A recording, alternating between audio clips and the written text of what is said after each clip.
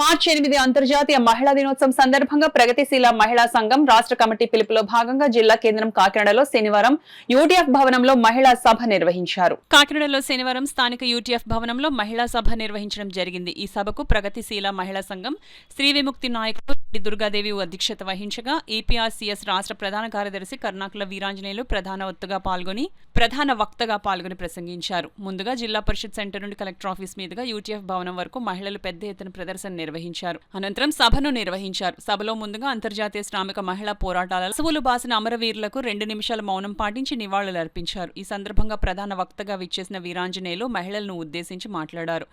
మార్చి 8 అంతర్జాతీయ శ్రామిక మహిళా పోరాట దినం నేపథ్యంలో మహిళల అనన్య త్యాగాల వీరోచిత పోరాటాలను చేసి 8 గంటల పనిదినంతో పాటు అనేక హక్కులను సాధించి పెట్టారని, వారి త్యాగాలు ఎనలేనివి అని కొనియాడారు. మహిళలు అనేక పోరాటాల ద్వారా సాధించుకున్న హక్కులను నేడు పాలకవర్గ పార్టీలు కాలరాస్తున్నాయని విమర్శించారు.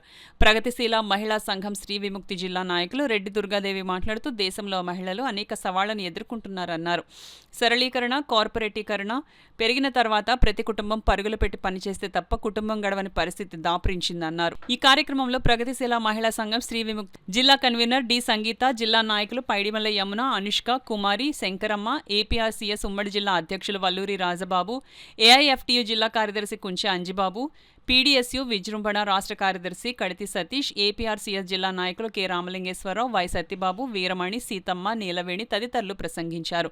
అధిక సంఖ్యలో మహిళలు పాల్గొన్నారు. మరి అంతర్జాతీయ శ్రామిక మహిళా దినోత్సవం సందర్భంగా ఈరోజు కాకినాడలో పెద్ద ఎత్తున ర్యాలీ సభ ఏర్పాటు చేయడం జరిగింది.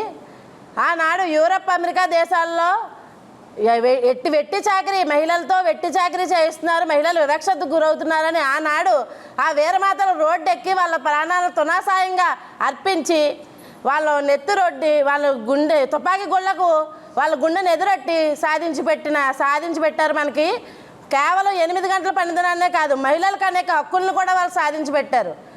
కానీ ఈ రోజున్న బీజేపీ ప్రభుత్వం ఏం చేస్తుందంటే మనువాద విష సంస్కృతిని మళ్ళీ వెలుగులోకి తీసుకొచ్చి మహిళలను వంటగదిగా పరిమితం చేస్తుంది. కాబట్టి దీన్ని మేము పూర్తిగా ఖండిస్తాం.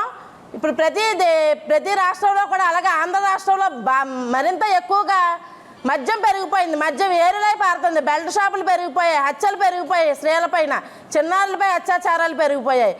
మరి ఈ సందర్భంగా మేము తెలియజేయడం ఏంటంటే మరి హత్యల్ని అత్యాచారాలను ప్రభుత్వాలు అరికట్టాలి. ప్రభుత్వాలు అరికట్టడంలో పూర్తిగా విఫలమయ్యన్న విషయం తెలిసిందే. నిద్రలేగుస్తారు. నేను ఏట్లపాలెం ఘటన చూడండి, అందులో ఎంతమంది మహిళా కార్మికులు ఉన్నారు, ఎంతమంది చనిపోయి 28 మంది చనిపోయారు. ఏం చేస్తున్నాయి ప్రభుత్వాలు, ఏం చేస్తున్నారు పోలీసు, ఏం చేస్తుంది రెవెన్యూ, ఏం చేస్తున్నారు ఈ రేబల్ ఇన్స్పెక్టర్లు అంతా కూడా నిద్రపోతున్నారు. వీళ్ళు మత్తు వీళ్ళు ఇచ్చే మామూలుకి అలవాటైపోయారు వీళ్ళు. అందుకే నేనేమంటానంటే ఎన్ని చట్టాలు చేసినా, ఎన్ని కార్మిక చట్టాలు వచ్చినా, ఎన్ని మహిళా చట్టాలు వచ్చినా, ఎన్ని సంఘాలు వచ్చినప్పటికీ కూడా నిమిషానికి ఒక మహిళ రేపు గురవుతుంది. ఇలా చేసిన చట్టాలని ఇప్పుడున్నటువంటి ఈ పురుషాధిపత్యంలో ఎక్కడా కాపాడలేకపోతున్నాయి. అందుకే ఈవేళ పట్టణంలో కూడా మేము మేజర్గా మా మహిళా సంఘం నాయకులు కూడా మహిళకు రక్షణ కల్పించాలి, మహిళల మీద అత్యాచారాలను ఖండిస్తూ జరిగిన ఊరేగింపు ఈరోజు సభ కానీ ఊరేగింపు కానీ. అందుకని నేను ఏమంటానంటే ఖచ్చితంగా మహిళలకి పఠిస్తున్నటువంటి చట్టాలు చేయాలి. ఆ చట్టాలు కూడా చిత్తశుద్ధితో పనిచేసినప్పుడే, లేకుంటే మహిళలకి రక్షణ లేదు.